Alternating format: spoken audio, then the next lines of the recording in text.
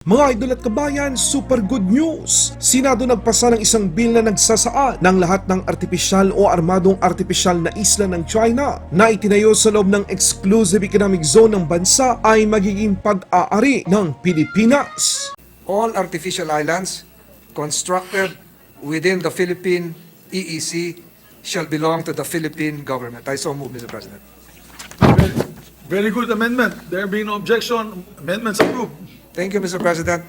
Pangulong Marcos Jr. pinatunayan sa mga Pilipino na hindi pa huli ang lahat para tayo ay muling kilalanin at igalang ng mga karatig bansa sa Asya. Ngayong Marso, nakatakda na pipirmahan ng Pilipinas at Sweden ang mga kasunduan para sa multi-role fighter. Mismong Departamento ng Depensa ang nagpahayag nito. Yes, tama ang inyong narinig mga kabayan. 12+2 na Sub-Just 39 GRIPEN ang magiging kauna-unahang advance ng mga multi-role fighter ng Pilipinas, pero hindi nagtatapos dyan ang pagkuha ng mga eroplanong mandirigma ng bansa sa Horizon 3 ng Armed Forces of the Philippines Modernization Program. Ayon sa impormasyong ating nakalap, aabot sa 49 na mga multi-role fighter ang bibilhin ng ating bansa. China, nakalma isang Chinese fishing vessel na walang pangalang, iligal na pumasok sa karagatan ng Taiwan. Hinabol ng Taiwanese Coast Guard, Chinese vessel, lumubog.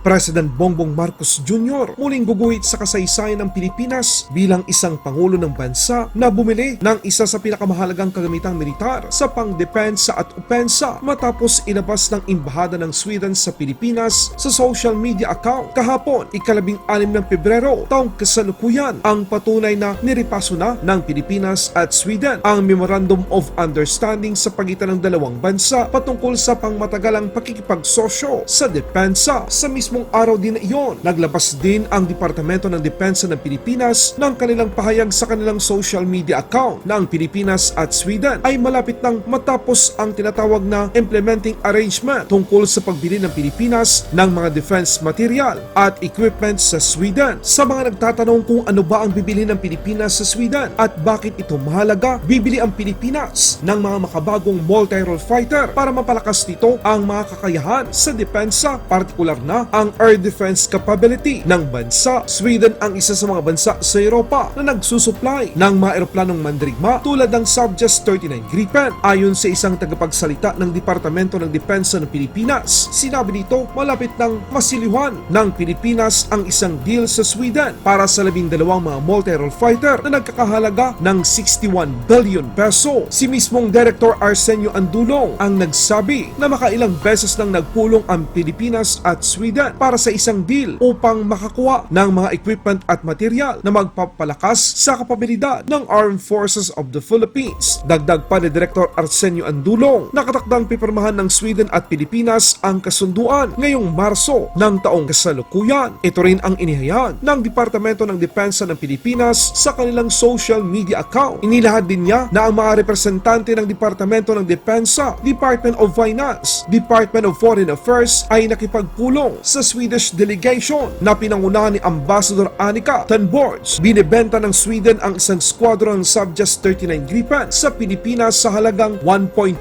billion US dollar. Kung sa tingin nyo na 12 lang ang bibiling fighter jets ng Pilipinas, nagkakamali kayo. Layunin ng bansa na bumili ng 49 na mga multi-role fighter sa budget na 400 billion peso sa loob ng 10 taon na Horizon 3 ng Armed Forces of the Philippines Modernization Program. Ang mga hakbang ng Pilipinas sa pagpapalakas ng militar nito ay dahilan ng pagiging agresibo at iligal na pag-aangkin ng China sa mga teritoryo at nasasakupan ng Pilipinas. Sa ibang balita naman, barko ng China na iligal na nangingisda o gumagawa ng pag-iispiya tumaob, 2 nasawi matapos mamataan ng otoridad ng Taiwan ang iligal na barkong pangingisda ng China na pumasok ito sa kanilang nasasakupan. Agad na hinabol ng Taiwanese Coast Guard ang barko ng China ay lulan ng apat na mangisda nang ito ay tumaob ng pilit nitong iniiwasan ang boarding inspection na gagawin sana ng Taiwanese Coast Guard. Nang malaman ng China ang nangyari, kinundinan nito ang maagresibong hakbang ng Taiwan laban sa mga mangisda ng China. Depensa ng Taiwanese Coast Guard nagsagawa ng napakadelikadong pagmaneuver ang mga barkong pangisda ng China habang umiiwas ito sa mga otoridad, kaya ito ang nagresulta ng pagtaob ng barko at pagtilapon. Sinabi ng Coast Guard Administration ng Taiwan sa isang pahayag na natuklasan nila ang isang walang pangalang speedboat na nagmula pa sa mainland China noong Miyerkules ng hapon malapit sa isla ng Kinmen, kung saan ipinagbabawal ng Taiwan ang pagpasok dito ng mga barkong pangisda ng China. Kung akala ng China maiisa nila ang Pilipinas, nagkakamali sila. Sa pangunguna ni Senator Tolentino, inamyendahan nito ang isang bill sa Senado ng lahat ng mga artipisyal na isla na itinayo ng China sa loob ng 200 nautical mile exclusive economic zone ng bansa ay magiging sa Pilipinas na. Kung akala ng China na sila lang ang marunong gumawa ng ganyang mga hakbang, mas kaya nating mga Pilipino dahil ang West Philippine Sea atin ito. 3 sa mga artipisyal na isla na itinayo ng China at ginawang armado ay ang Mischief Reef, Subi Reef at Ferry Cross Reef. Ang Senate Bill 2492 na tinatawag na Philippine Maritime Zone Act ayon kay Senator Tolentino, and I quote, "All artificial islands constructed within Philippine Exclusive Economic Zone shall belong to the Philippine government," unquote. There being no objection to the amendment,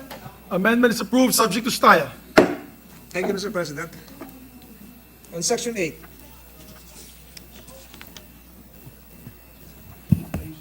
Section 8, Mr. President, Please proceed. on the same page, Mr. President, line 4, delete the word "and" after the semicolon. And the same will be renumbered accordingly. There be no objection to the amendment. Amendment is approved subject to style. This is on page 3, line 26. Page 3, line 26, section 8. To include the phrase, "all other low tide elevations within 200 nautical miles from the archipelagic baselines shall likewise form part of the Philippine Exclusive Economic Zone."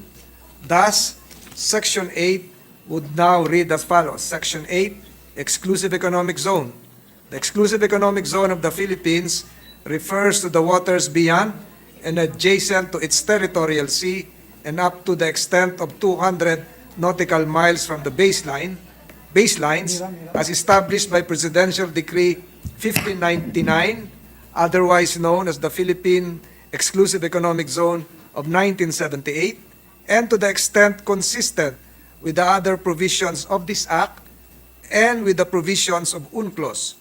All other low tide elevations within 200 nautical miles from the archipelagic baselines shall likewise form part of the Philippine Exclusive Economic Zone.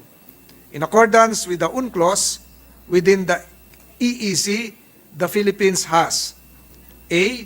Sovereign rights for the purpose of exploring and exploiting, conserving, and managing the natural resources, whether living or non-living, of waters super-adjacent to the seabed and its subsoil, and with regard to other activities for the economic exploitation and exploration of the zone, such as the production of energy from the sun, water, current, and winds, semicolon, provided that, comma, in the exercise of these rights, comma, the Philippines shall enforce its laws and regulations consistent with Article 73 of UNCLOS, semicolon. Letter B, jurisdiction with regard to the establishment and use of artificial islands, comma, installations and structures, semicolon, marine scientific research, semicolon. Number 3, protection and preservation of the marine environment, semicolon. And letter C, other rights and duties provided for in UNCLOS. All, I so move, Mr. President. Okay, there being no objection to your amendment, amendments approved subject to style. Please provide the Secretariat the data that you have read. So that Yes, Mr. there'll be no President. confusion. On the same page, Mr. President, on the same page, Mr. President, between lines 6 and 7, insert